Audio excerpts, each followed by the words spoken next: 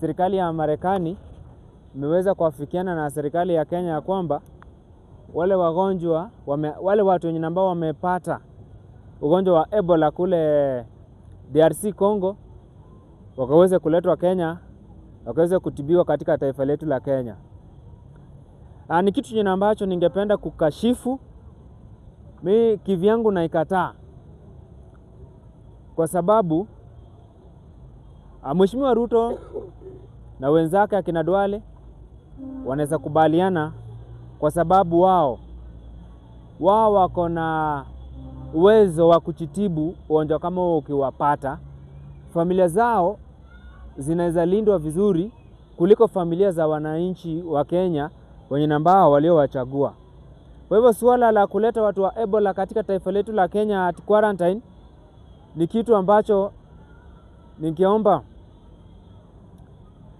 wale wenye ambao ni viongozi waitane mkutano, Murkomen na timu yako, katika mipaka yetu, mkaweze kukinga mipaka yetu, mkaweze kuhakikisha kwamba mtu yeyote, hawe mzungu, hawe Mwafrika, watu wenye ambao peke yake wanaweza kubalika ni watu wa Kenya, wale wenye ambao walienda nje kutafuta green pastures, lakini imefika pale wamepatikana na shida. Hao ni watu wenye ambao tunafaa tukubaliane wakuje katika taifa la Kenya wakiwa na ugonjwa wa Ebola, kwa sababu hapa ni kwao. Suala la Mheshimiwa Trump amesema ya kwamba hataki hao wenye ambao wamepata ugonjwa wa Ebola waende katika taifa lake. Kwani Kenya imekuwa dumping site? Kenya imekuwa Dandora? Vitu kama hizo ni vitu zenye ambazo kama kweli Mheshimiwa Ruto anapenda Kenya, anapenda wa Kenya, anapenda wananchi, asikubali kitu kama hicho kifanyike. Akina Duale mkusanyike, mkatae kitu kama hicho, kwa sababu ni vibaya zaidi wakati unapata viongozi wamekusanyika mahali wakaamua ya kwamba wagonjwa wa Ebola wakuje kutibiwa katika taifa la Kenya. Taifa la Kenya, sisi tuko na ujuzi gani ya kutibu magonjwa kama hizo? Corona wakati ilikuja ilitutandika zaidi. Iwapo serikali ya Kenya haina mpango yoyote ile mibaya kuhusu wa Kenya, hiyo shida ya Ebola tumekataa katika taifa la Kenya.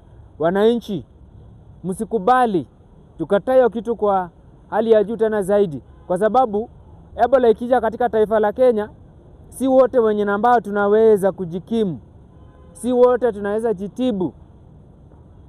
Kwa hivyo mimi nilikuwa naomba msikubali, kwa sababu wanaanza sasa kutestia wa Kenya hizo dawa zenye ambazo wametengeneza kutestia wa Kenya. Kwa hiyo mimi naikataa na si tafadhali. Kwa hivyo tusikubali kitu kama hicho kifanyika katika taifa letu la Kenya.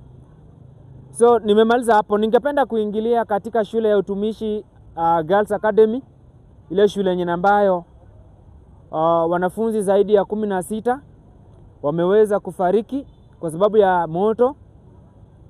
Ni moto wenye ambao umeweza kutokea usiku wa kuamkia leo. Wanafunzi wamefariki. Taifa la Kenya hivi sasa tunafaa kuweka bendera yetu, tunafaa kuweka nusu mlingoti kwa kile ambacho tumeona wanafunzi wa utumishi girls wamefariki wengi tena zaidi. Nimesikia kwamba kule katika hiyo area kuko na NYS, kuna training college iko pale, lakini kutoka hapo mpaka pale 10 minutes, ingine dakika 12. Lakini la kushangaza ni kwamba hata polisi wenyewe zimamoto wamechukua zaidi ya 1 hour ili wakaweze kufika pale. Na walipofika pale basi wakapata kwamba wanafunzi wamekufa. Hakuna kitu ambacho wangeweza kufanya. Murkomen, pull up your socks. Tusiwe kila siku tunaongelelea mambo yenye ambayo kama ni watu. Juzi nimeona kuna jamaa amedandia Mheshimiwa Ruto pale. Wale wenye ambao walishindwa kazi waligeuzwa wote.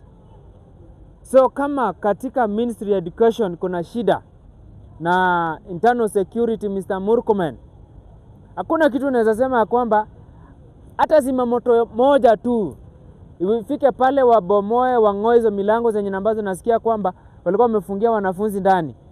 Na mbona mfungie wanafunzi ndani ya bweni?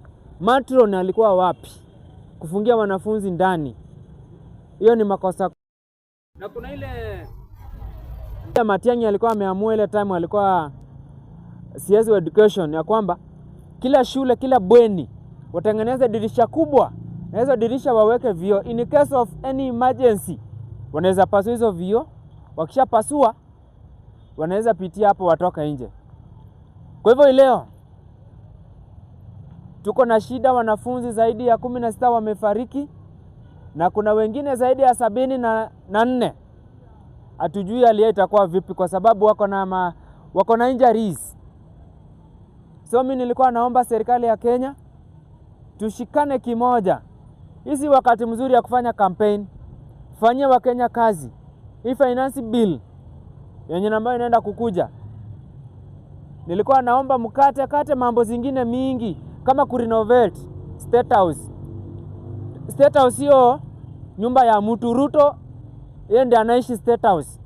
Ile mshahara analipwa renovate nayo State House. Ile pesa yenye wametenga kurenovate State House ifanye hata kazi ya kwenda kusaidia watoto wenye ambao wamefariki, wale wenye wameumia. Sisi nyumba zetu tumekomboa, tumerent nyumba. Hizo nyumba tunalipa rent na pesa zetu. Tukitaka kufanya renovation tunatumia pesa zetu. Ruto, kama unataka kufanya renovation State House unalipwa mshahara karibu milioni 2. Chukua hiyo pesa renovate hapo, kwa sababu hiyo si nyumba yako. Hiyo ni nyumba utaacha, hata ikikuwa mbaya mwingine atakuja ingie, mwingine atakuja ingie. Lakini kama unataka kuishi hapo milele, renovate na pesa ya wananchi na hakuna kitu utafanya. Lakini ujue ya kwamba ya hapa duniani yanaishia hapa. Kwa hivyo asanteni sana kutoka hapa bunge la Mwananchi Choka. Mungu awabariki sana.